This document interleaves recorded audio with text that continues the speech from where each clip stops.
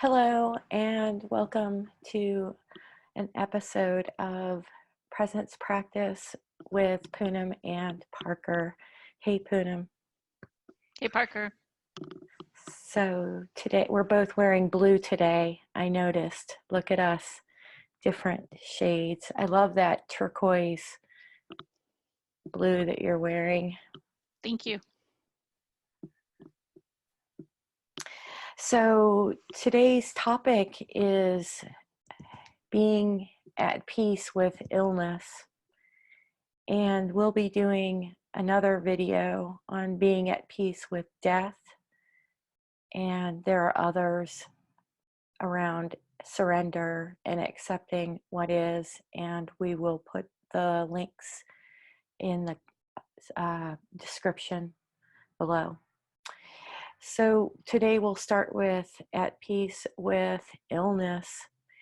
And this is the crux of it, because accepting what is isn't it's sometimes I see it in the spiritual community as karma and seeking a more joyful experience, a more blissful experience, that the peace is found outside of us.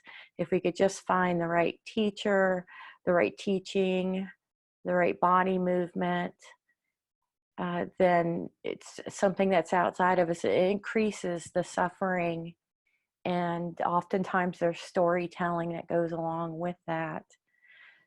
So being at peace with illness requires a deep surrender to what is. And sometimes that surrender to what is not wanting to surrender to what is.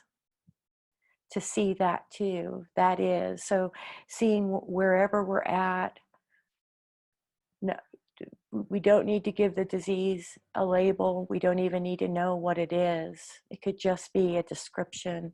I feel exhausted and depleted, feel weak or dizzy. I feel in pain, constant pain. I feel the pain, right? And there's so many seductive stories that come from these sensations that may come and sit with us. Or we'll tell a story about how it's not ever going to go away because it hasn't been away in a long time, because we haven't felt balanced and without this illness. And there are many teachers out there that'll tell us about the start of illness. And does it start with our thinking mind? Is it ancestral, something genetic that we're carrying that might also have a spiritual message? But in this video, we just want to be at peace with illness, to completely accept the pain and knowing that the suffering is optional. And the suffering comes with the story. Not one of us, not well or sick in our bodies, can say what tomorrow is about or what the path really looks like. We never do. We try to cling to something, but it's like clinging to a cloud that's passing. We may sit with fear. There may be a message from fear that's identified with this dream in some way, in this form in some way, some should. I have my sister, I have two sisters, and one of them is in the hospital at this very moment with something is wrong in her. She just feels it, she knows it, and she has spent the last year and a half beautifully and courageously moving deep into a quiet meditation practice. She went from none and having no peace from her chewing mind to having such presence, to moving and handing all of, giving herself completely away in all these roles of inferior roles to feeling empowered to go and say there's something wrong, and to have someone listen to her. And now they're running many tests. And so she sits right now in the unknown, just knowing something is wrong, but not holding all the many possibilities that it could be, holding nothing. And she's sharing a hospital room with someone that has a television playing all the time. She's still sitting at nothing. And it's a beautiful example for us to come to this place of, I can sit with the I don't know. I can sit with this discomfort in my body. I can be okay with the discomfort as it appears in my body, and I'm not going to ask it to leave. We're going to be present with it. And maybe a teaching comes to us. Maybe something does.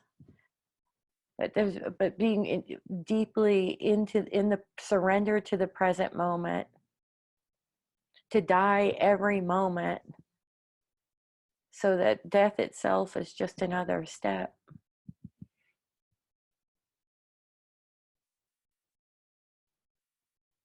And it's in levity. None of this is that important. This dream. We continue.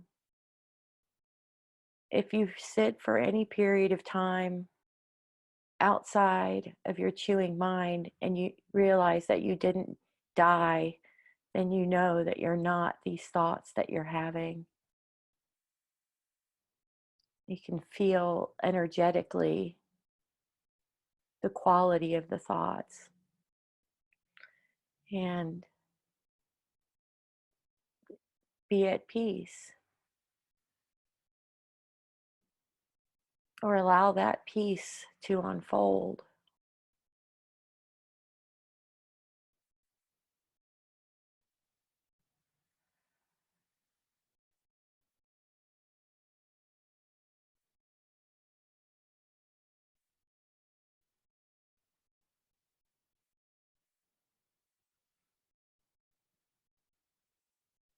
Hey, Poonam.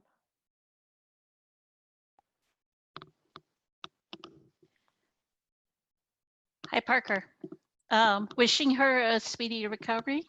Um, this reminds me of the question that somebody had asked Eckhart. I think this woman was suffering from some autoimmune disease and was in Hawaii.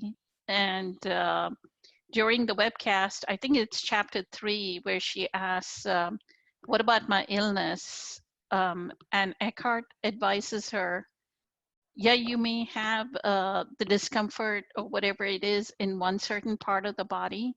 Focus on the rest of the body that is whole, Oh, yeah. right? Nice. Mm-hmm. Look at, like, if in case your stomach is hurting, then go look at your legs. When you sit in meditation, feel your legs and hands. Like if you have your hands are working okay, then feel the energy in your hands. Then he said, look at the abundance. So that invites kind of wholeness, right? Instead of sitting in the illness, it's almost like a vibrational shift, Yeah. right? Instead of repeating the thought, I'm ill, my illness, let's say my headache, right? My headache, my headache, my headache. I feel like since we've been talking about limiting beliefs, all the more manifests headache. So the illness just multiplies, right? Year after year, year after year, we have the same heart disease or the same diabetes, right? But if you focus, like he says, on the rest of the body and then look out into the planet, like going to the grocery store and look at the produce, or even if you look at the sky, like today, it's like a clear, beautiful blue sky outside here in Dallas. So Mm-hmm. just looking at the depth, stand there and for a few minutes feel, if you can look out the window and see the depth of blue. right? Yeah, so you can say, here is pain, but here is also abundance, also present, and also true in the present moment. Beautiful. And Yeah.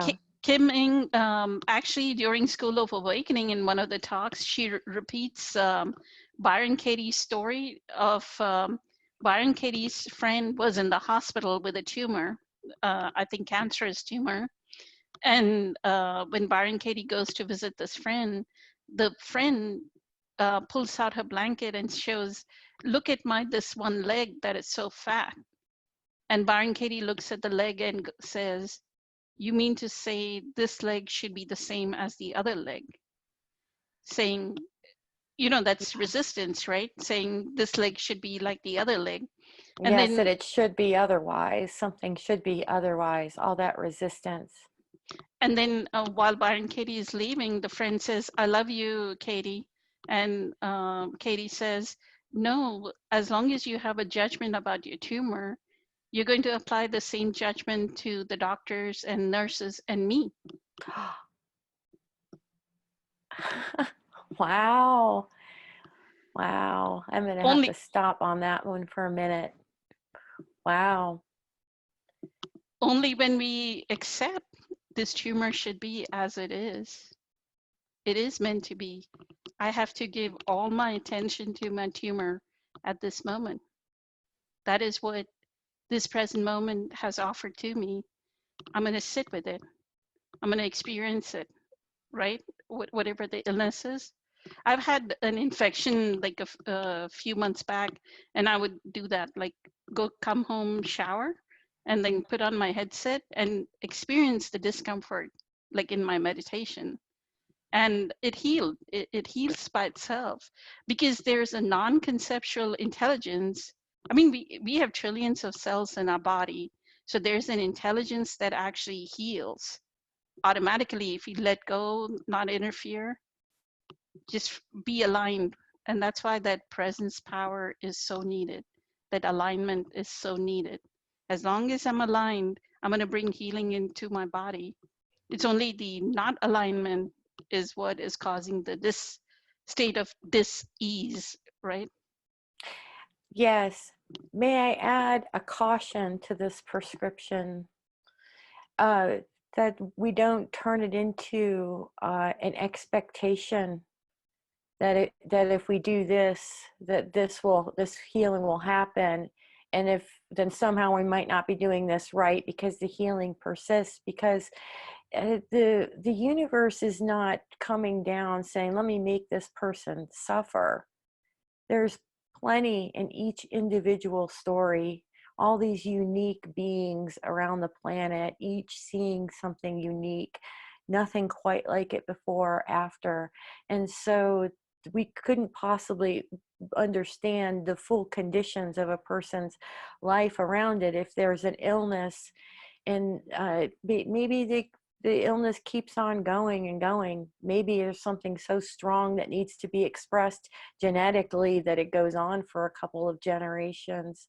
So, well, while we are over here activating a new consciousness and an awareness, we can also be activating these healing energies that you're talking about, also keeping in mind, being aware of the signpost that some of these powerful tools can also be seductress in the way of uh, becoming unconscious through developing expectations and seeking behaviors. Just a little caution there.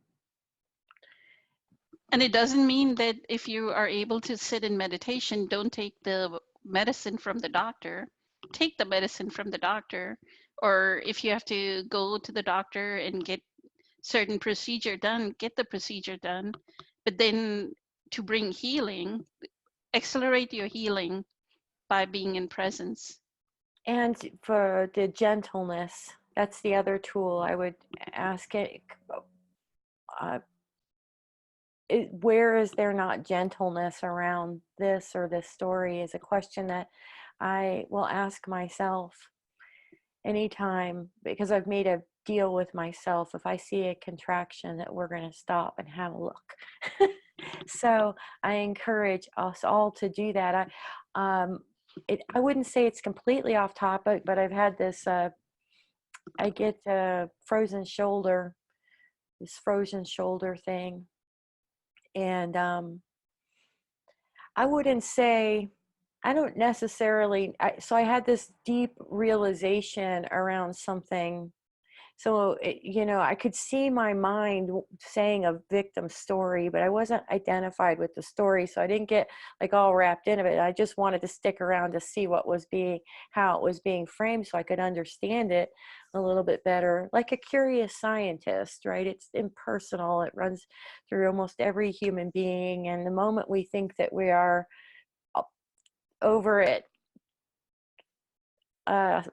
tell me what's happening next month, something new might happen, right? So it's about being a human. There's these challenges that come, and so here I am, I'm feeling this frozen shoulder. It's been coming and going, and I had this one froze, and then this one froze before it. I've had 3 times in 4 years, and it takes a while for it to unfreeze, and I've learned all along the path about loving kindness, about how to really feel where my edge is, to not push myself too much, to not feel like it needs to be different. I learned so much, and then it kind of got to a plateau. It was doing all those things and it wasn't moving at all. And then I had this revelation, and that very day I could lift my, like, that hasn't happened in almost a year. Right? I could do this or something. So, but the revelation I had was around how much am I trusting women, right? And I looked very clearly at this as a scientist, and I could see, look, I tumbled out of this world, and hands that weren't necessarily very steady, and a kind of a coldness, and lots of betrayal. Very, very, of course, I might be having might have developed a lot of trust issues with women, and then I could see the seductiveness of other stories. My best friend is a woman, so of course I don't have these trust issues. I've known my friend Julie here for decades. uh, and then just thinking that women are just generally not trustworthy.